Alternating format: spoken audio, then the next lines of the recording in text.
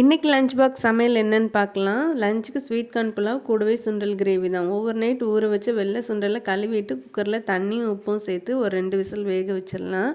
இங்கே ஸ்வீட் கார்னையும் உதிர்த்து எடுத்து வச்சுட்டேன். வெங்காயம் தக்காளியெல்லாம் கட் பண்ணி எடுத்துட்டேன். புலாவுக்கு தேவையான தேங்காய் பாலும் எடுத்து ரெடி பண்ணி வச்சுட்டேன்.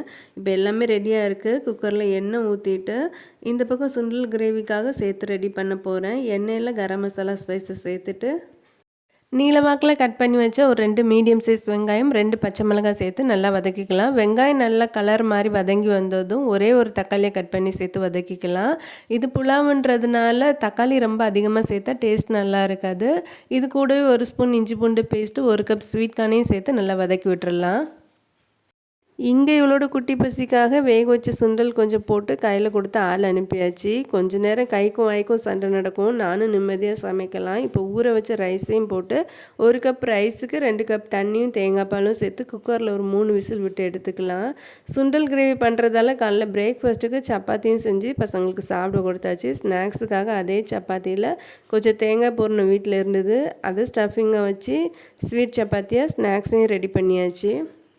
இங்கே ஸ்வீட் கார்ன் புலாவும் நல்லா சூப்பராக ரெடி ஆகிருச்சு. இது கூடவே தொட்டுக்க சுண்டல் கிரேவி வச்சுருக்கேன். ஸ்நாக்ஸுக்காக ஸ்வீட் சப்பாத்தி வச்சு ரெடியாக இருக்க லஞ்சையும் ஸ்நாக்ஸையும் அவங்க பாக்ஸில் போட்டு பேக் பண்ணியும் கொடுத்து அனுப்பியாச்சு.